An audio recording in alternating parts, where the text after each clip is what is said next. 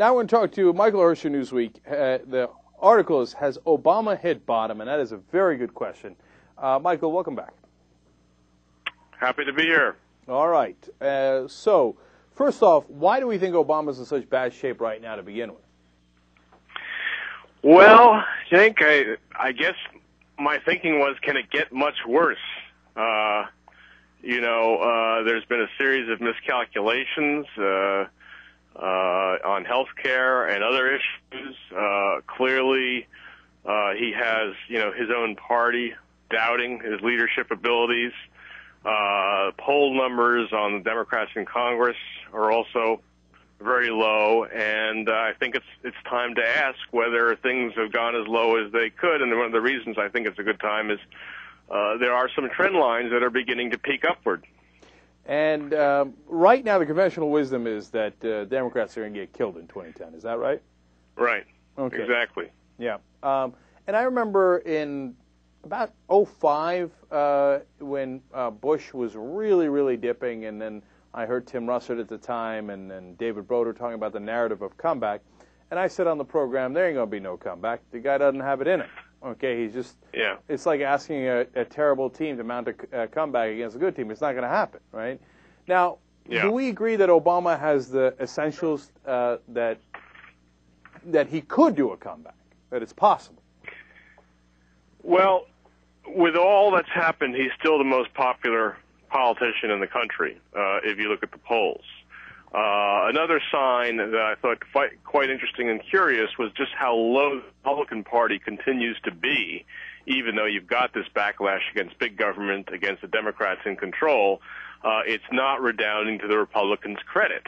Look at the spectacle of the Tea Party movement, repudiating even some of the more radical right-wing Republicans like Ron Paul, the Libertarian congressman.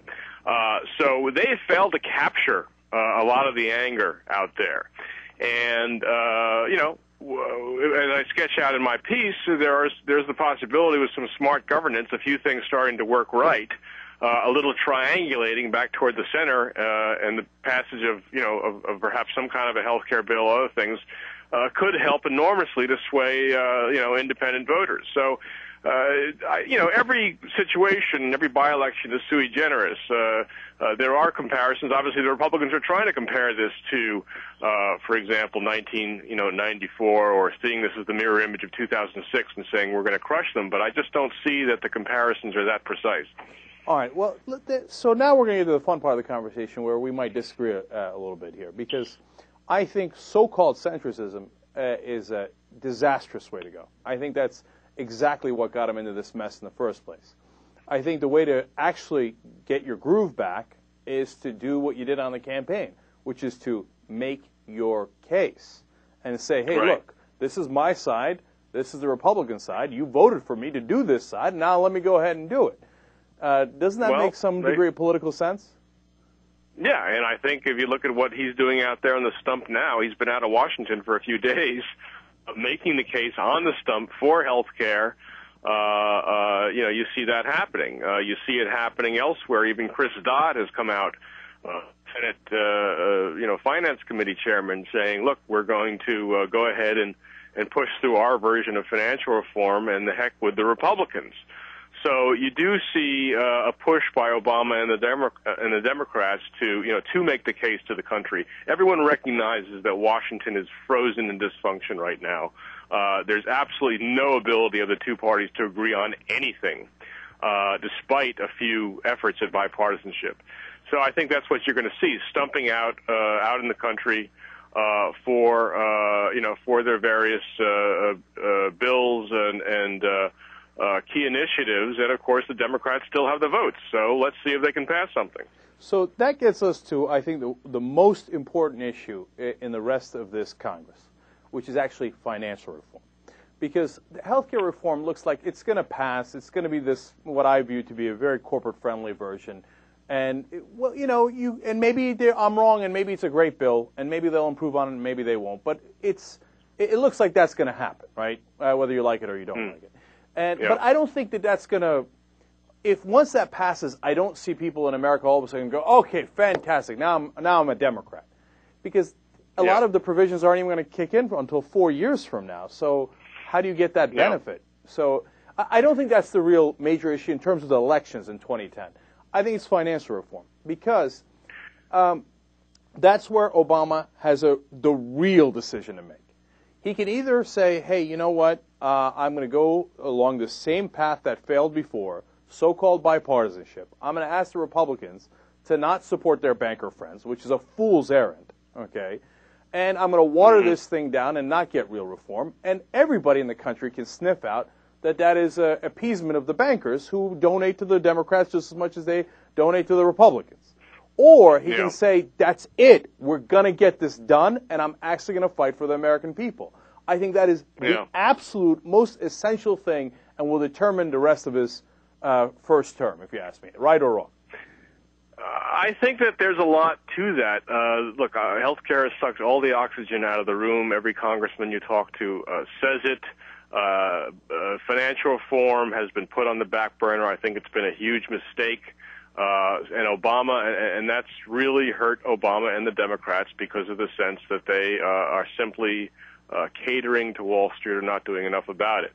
But that's one of the areas where, you could see a surge if Obama really pushes through, for example, for the Volcker rule, which is this idea of separating proprietary trading from the big banks that are federally guaranteed.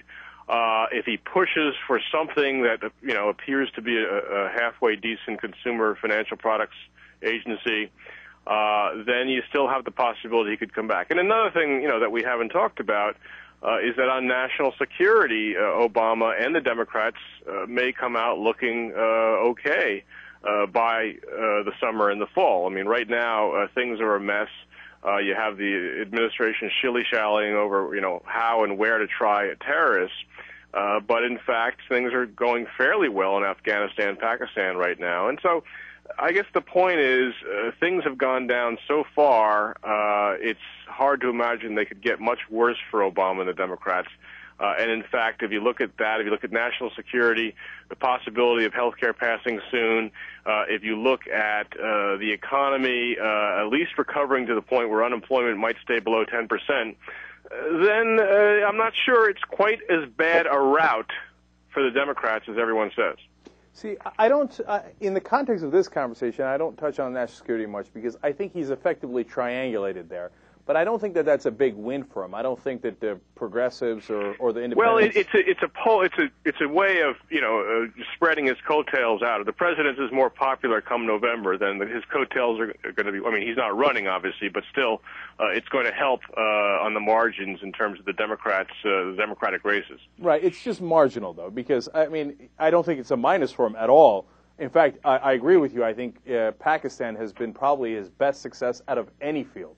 And any issue. So I agree with you on that. But let me just finally come back to financial reform one more time, because I think so far President Obama has adapted the Rahm Emanuel strategy, where they think they're really cute and they're clever, and that the American people are not going to catch on, that they could make a deal, for example, with the drug companies, where they give them this effective monopoly, where we can't negotiate the drugs, we can't import the drugs in, and they extend their patent for 12 years. And they think nobody's going to notice, right? And then they're going to collect the drug makers' money, and then they're going to use that lobbyist money to beat the Republicans. But we're in a new age, and we do notice. If he tries that on financial reform, that will be his Waterloo. And the reason I'm asking you, what I'm asking you, Michael, is do you get a sense in Washington that they're beginning to understand that, or are they going to make the same exact mistake? I think they're going to make the same mistakes, but I disagree with you on one aspect. I mean, there's no question that financial reform is a huge, huge issue. I think, as we've discussed on another show, health care was a mistake because he should have focused on financial reform. That was a task of an entire presidency. But in a political sense, I don't see that as being a huge, decisive issue for the simple reason that it's just too arcane. Most people simply don't understand these issues. They're too complicated. The derivatives regulation, the nature of the consumer, financial products protection agency. Once you get down into the weeds, it's not a big political issue because Michael, it's too hard to explain. No, I hear you, and obviously that's a good point. But here's how you fix that problem, and I think it's exceedingly simple. You put the burden back on the Republicans. You make as strong a bill as you could possibly make, and then say, if you vote against this bill, you're voting with the bankers. Now, are you with the bankers or against the bankers? That's it. And then let them get into the weeds. I agree, and I think that, again, on that issue and others, is where the Democrats still have an opportunity. Because the fact is that the Republicans continue to stand for nothing. They don't have any plans. You know, they brought together a few votes for this meager $15 billion jobs bill, but they continue to stand against any kind of additional government program to spark the economy, or really anything else. They continue really to be the party of no, and that is clearly just not cutting it with the electorate. Even the Tea Party movement, as I said. So again, you don't have this sense.